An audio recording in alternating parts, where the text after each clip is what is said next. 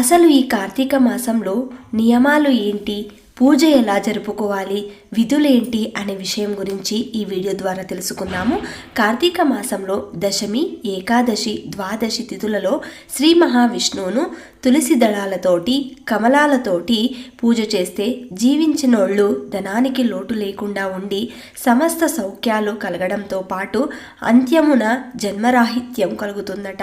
అదేవిధంగా ఆరుద్ర నక్షత్రం రోజున మాస శివరాత్రి నాడు సోమవారం నాడు కార్తీక పున్నమి నాడు రుద్రాభిషేకం చేసి బిల్వదళాలతోనూ రుద్రాక్షులతోనూ పూజించిన వారికి అనంతమైన సౌఖ్యాలతో పాటు అంత్యమున శివ సాయుధ్యం పొందుతారని కార్తీక పురాణం చెబుతుంది. కార్తీక శుక్ల పాడ్యమి తెల్లవారుజామునే లేచి స్నానం చేసి అందుబాటులో ఉన్న ఏదైనా ఆలయానికి వెళ్ళి నేను చేయదలుచుకున్న కార్తీక వ్రతం నిర్విఘ్నంగా సాగేటట్లు అనుగ్రహించమని ప్రార్థించి సంకల్పం చెప్పుకొని ఆకాశ దీపాన్ని సందర్శించుకోవాలి. విధియా ఈ రోజు సోదరి ఇంటికెళ్ళి ఆమె చేతి భోజనం చేసి కానుకలు ఇచ్చి వచ్చిన వారికి యమగండం వాటిల్లదని పురాణోక్తి.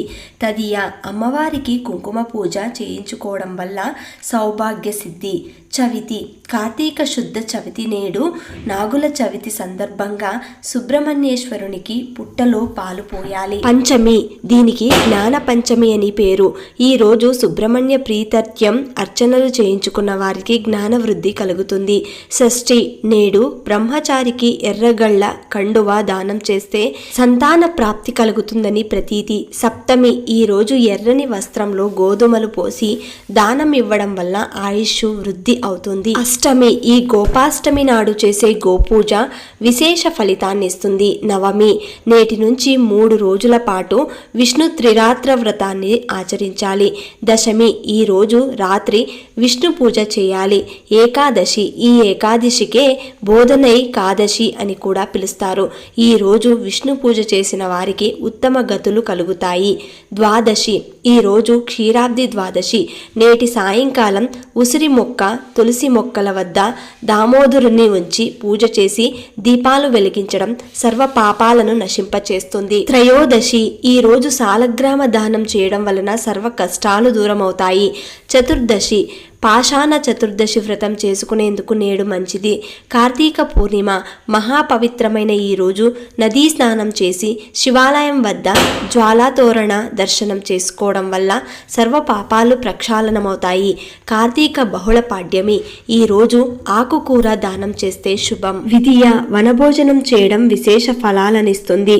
తదియ పండితులకు, గురువులకు తులసిమాలను సమర్పించడం వల్ల తెలివితేటలు వృద్ధి అవుతాయి. చవతి పగలంతా ఉపవాసించి సాయంత్రం వేళ గణపతిని గరికతో పూజించి ఆ గరికను తలగడ కింద పెట్టుకుని పడుకుంటే దుస్వప్న దోషాలు తొలగి సకల సంపదలు కలుగుతాయి. పంచమి చీమలకు నూకలు చల్లడం, శునకాలకు అన్నం తినిపించడం శుభ ఫలితాలను ఇస్తుంది. షష్ఠి గ్రామదేవతలకు పూజ జరిపించడం మంచిది. సప్తమి జిల్లేడు పూలుతో గుచ్చిన దండను ఈశ్వరునికి సమర్పిస్తే సంపదలు వృద్ధి అవుతాయి. అష్టమి కాలభైరవాష్టికం చదివి గారెలతో దండ చేసి కాలభైరవునికి కుక్కకు సమర్పించడం వల్ల ధనప్రాప్తి కలుగుతుంది. నవమి వెండి లేదా రాగి కలశంలో నీరు పోసి పండితునికి దానమిస్తే పితృదేవతలు తరిస్తారు.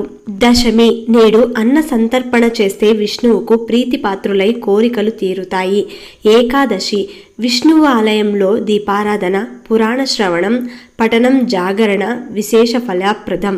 ద్వాదశి అన్నదానం లేదా స్వయం పాకం సమర్పించడం శుభప్రదం. త్రయోదశి నవగ్రహారాధన చేయడం వల్ల గ్రహ దోషాలు తొలగిపోతాయి.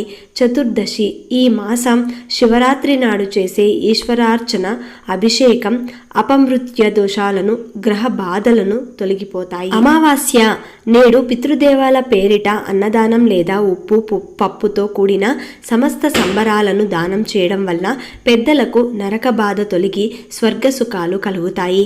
ఈ మాసంలో చేసే స్నానం, దాన జపాల వల్ల అనంతమైన పుణ్యఫలాలు ప్రాప్తిస్తాయి. అయితే అలా రోజు చేయలేని వారు కనీసం ఏకాదశి, ద్వాదశి, పూర్ణిమ సోమవారాలలో లేదా ఒక్క పూర్ణిమ లేదా కనీసం ఒక్క సోమవారం నాడైనా సరే నియమనిష్టలతో ఉపవాసం ఉండి గుడికి వెళ్ళి దీపం వెలిగి వెలిగిస్తే లభించే పుణ్యఫలాన్ని వర్ణించడం తన వల్ల కాదని బ్రహ్మ చెప్పాడు. కార్తీక పౌర్ణమి నాడు పగలంతా ఉపవాసముండి రుద్రాభిషేకం చేయించి శివాలయంలో మట్టి ప్రమిదిలో 365 ఒత్తులను ఆవు నేతితో వెలిగిస్తే సమస్త పాపాలు భస్మీపటలమై ఇహలోకంలో సర్వ సౌఖ్యాలను అనుభవించి అంత్యంలో పుణ్యలోకాలు పొందుతారని కార్తీక పురాణంలోని అనేక గాథలు, ఇతివృత్తాలు, ఉపకథలను బట్టి తెలుస్తుంది. క్షీరాబ్ది ద్వాదశి వ్రతం, సత్యనారాయణ స్వామి వ్రతం, కేదారేశ్వర వ్రతం కార్తీక మాసంలో చేసుకునే వ్రతాలు.